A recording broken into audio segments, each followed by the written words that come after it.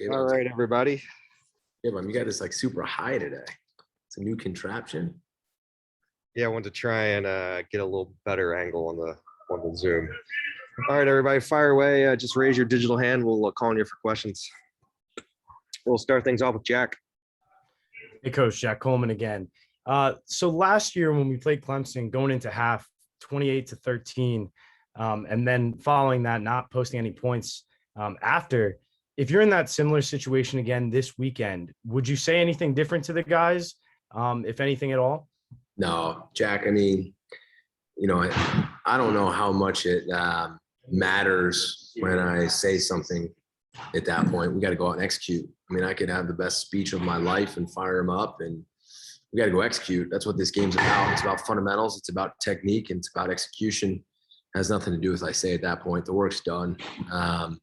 What we say to them in the locker room before I speak to try to clean things up and make adjustments. It happens throughout the game. If you wait till halftime, you're too late to adjust. So no, to answer your question. We'll go next to Emma. Coach, when you were at this point last year getting ready to take on Clemson, you guys were massive underdogs. At this point, they were ranked, number 1 in the country. And now, there's no underdog mentality here. You're very much coming in as on an equal playing field, so to speak, in terms of rankings, et cetera. How do you feel the difference between last year compared to this year with this matchup? Well, I still think we're the underdog. You're talking about the 6-time reigning ACC champ, and you're talking about a team that hasn't lost at home in over 30 games, and a team that's been in the playoffs and the national championship. And despite us being 4-0 and them, 2-2, we're still 16-point underdogs. So our mentality is always going to be the same. I don't think anybody outside of this building believes we can win the game. So it's the same approach. We had guys last year who believed we could go in and win the game, just as if we're playing anyone, Emma. If you don't believe you can win, then what are we doing? So in order for us to believe we can win, we have to earn it throughout the week of practice. And if we don't practice well and prepare and put in the work, then we haven't. But yesterday was a good day. Today was a good day. We have 2 more days to try to build the confidence and try to prepare so we can execute at a high level. But that's how I see it. We'll go back to Emma for a follow-up and then to Rich.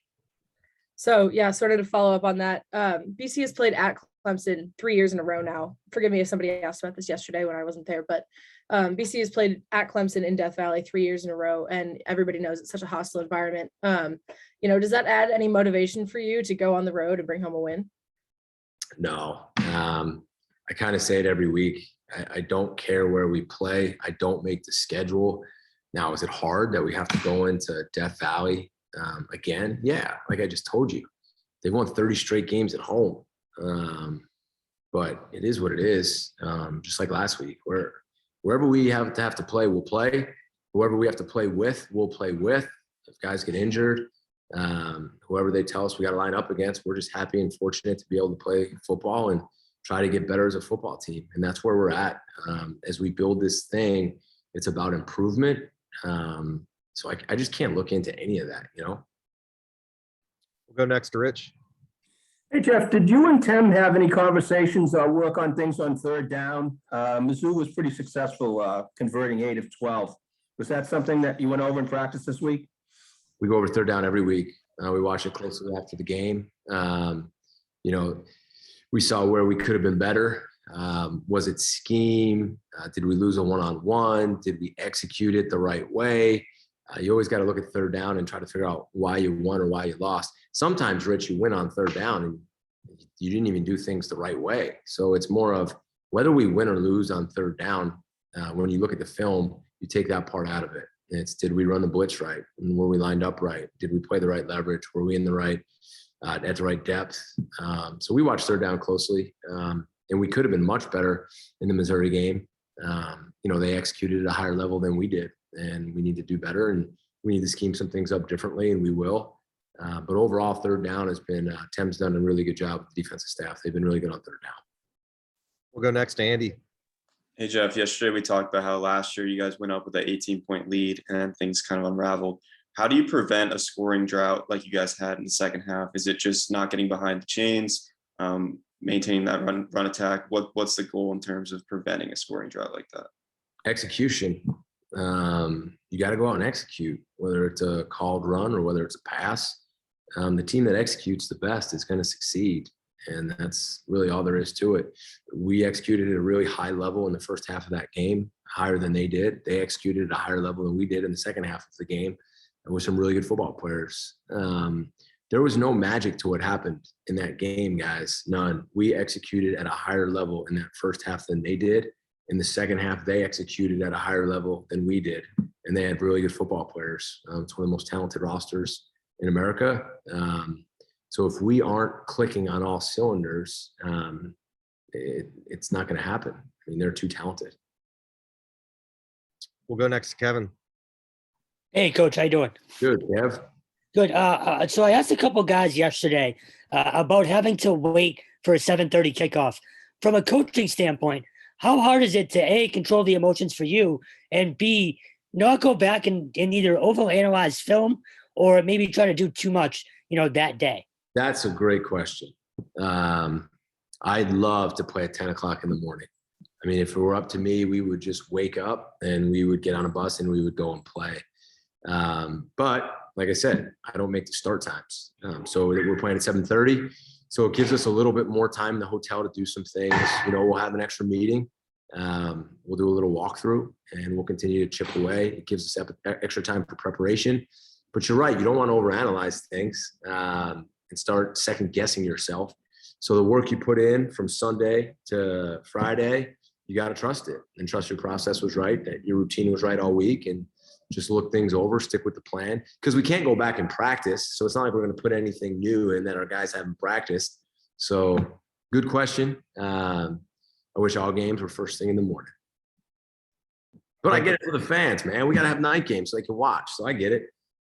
We'll go to Trevor. Is the 7:30 start? Does it wrap up past your bedtime? Is that what it is? Or? No, man. I'm usually up till at least 8. All right. Just curious, obviously you can't reveal your deepest secrets, but what is the game plan to beat this particular Clemson team? Just how do you guys approach beating this team? I think I've given you the answer in all of these questions that I've answered. It starts with our week of preparation. It has to be at a high level. Do we have to do anything different? No. Like I told you guys in the past, if I all of a sudden change practice because of who we're playing, then I'm a bad head coach. So we prepare our best. We trust our process. We go into the game confident, and then it's just about one thing. Can we execute? Can we play with great fundamentals and technique? Can we adjust? That's the name of the game, guys. There's nothing magical. There's no magical speech I'm going to say before halftime that's going to change the outcome of the game. I'll try to get them fired up. We'll be confident. We'll believe in each other. We'll play with the same passion we always do. But are we going to go out and execute and do all the little things right in the game? And that's going to determine who wins and loses. We'll go to Jack. Coach, you mentioned the other day that you were blasting some Guns N' Roses and Pearl Jam at practice to mimic that environment at Clemson. I was just wondering, are there any rock bands or songs that you play consistently on a game day to fire you up? That is a good question. I'm usually a Springsteen guy before the game. It usually gets me right. It's kind of always been that way. There's some random ones that I'll turn on, Jack, that I won't share with you right now. People might think, I'm a little out there with some of the music I choose to listen to. I think when I tell my wife what I listen to before the game, she usually makes fun of me. So I don't want the rest of the social media world to make fun of me for it. So I'm going to keep that one a secret. I think on that note, that looks like that's all our questions for today. Jack's got good questions, man. He throws some different stuff out here. I like that. He's got to join the party more. Love a fellow Jersey supporter out here, so all for it. See that, Rich? Bill Belichick is Bon Jovi, but I can see Springsteen from being a Jersey guy. All right, you guys have a good one. I'll see you soon. Thanks, Coach.